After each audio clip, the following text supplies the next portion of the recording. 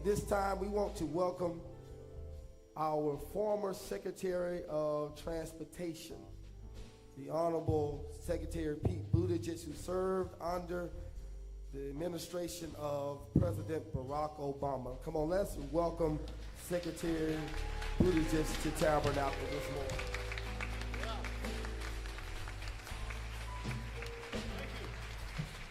Thank you very much. Good morning.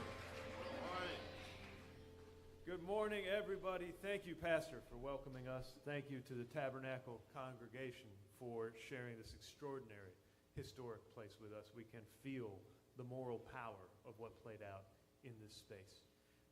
Thank you, Mayor, for your leadership of the city. And I see so many good things that you have going on in this community. And it is great to be reunited with my friend, Governor Westmore. Yeah.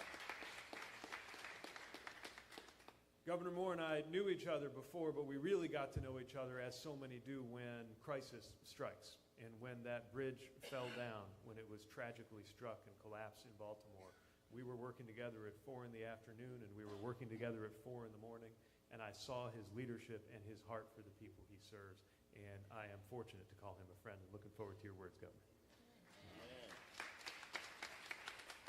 Glad to be with so many members of Congress, including your extraordinary hometown member of Congress, Terry Sewell, and the other members of the Congressional Black Caucus, without whom we would not have had the infrastructure bill that was the biggest investment in American infrastructure in my lifetime. And we knew that we had to invest everywhere in this country, including those places that were too often overlooked, which is why I was proud to work with Congresswoman Sewell to deliver $36.6 million for the Montgomery to Selma to Montgomery Trail. Funding which unfortunately was redirected in the so-called One Big Beautiful Bill Act, which I would, well, we're in church, so I'm not going to use the words that I would prefer to use for that redirected that funding to tax cuts for the wealthiest Americans. And now we see that funding going to war in the Middle East. But we will not give up on knowing that communities deserve the investment that is being misappropriated under this administration. And at a moment like this, dealing with what we are dealing with as a country, the wisdom and the strength of the generation that delivered the Voting Rights Act is a beacon for us in this troubled time. And what a troubled time it is, with the wealthy making themselves more and more powerful, and the powerful making themselves more and more wealthy, all at the expense of justice and opportunity for all. Where values like diversity, equity, and inclusion are treated by the powers that be in Washington like a dirty word, which leaves me, I cannot help it, thinking, what is the opposite of those things? What is the opposite of diversity but uniformity? What is the opposite of equity but inequity? What is the opposite of inclusion but exclusion? And who among us would want to live in a country characterized by uniformity, inequity, and exclusion? Not us. And in a time this troubled, we can learn so much from the steadfastness of the men and the women who crossed the Edmund Pettus Bridge, demanding civil rights, insisting on economic and racial justice. And I pray that some fraction of their courage and foresight will be available to us in our time.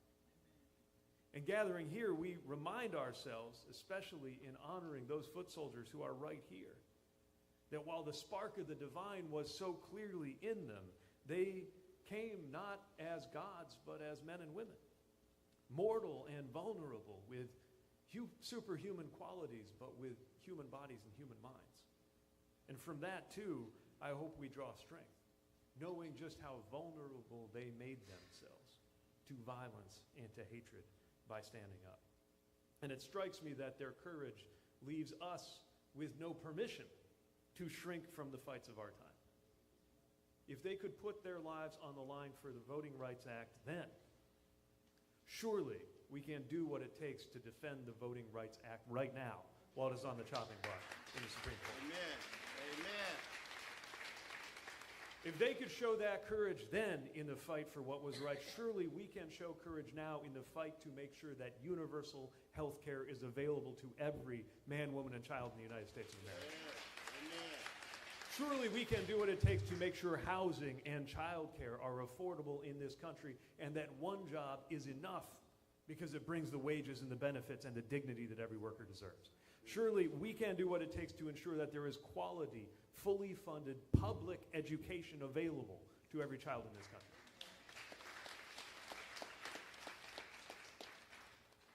So as we remember the vulnerability of those who showed that extraordinary courage, we also see that they were shielded by faith and they were propelled by knowing the justice of their call.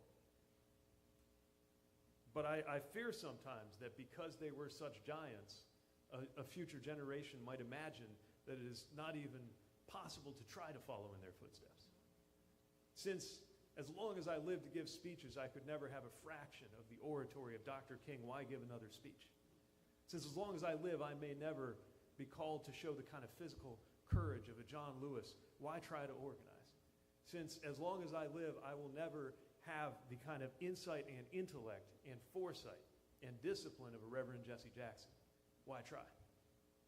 But this is, like so many other things, a matter on which Scripture has a little bit to say. On why we can look at those extraordinary figures who do tower over us in memory and sometimes in life, and from that not be paralyzed but be propelled. In the book of Hebrews, they are called a cloud of witnesses. And in Hebrews chapter 12 tells us, therefore, since we are surrounded by such a great cloud of witnesses, let us throw off everything that hinders and the sin that so easily entangles, and let us run with perseverance the race marked out for us. Friends, I feel that there is a race marked out for us in our time. And the way to conduct ourselves is lit by those prophets, those heroes, those giants who we honor with the commemoration of Bloody Sunday. And I hope and pray that all of us be prepared to run the course of that race marked out for us and to run it faithfully. Thank you for the chance to join me.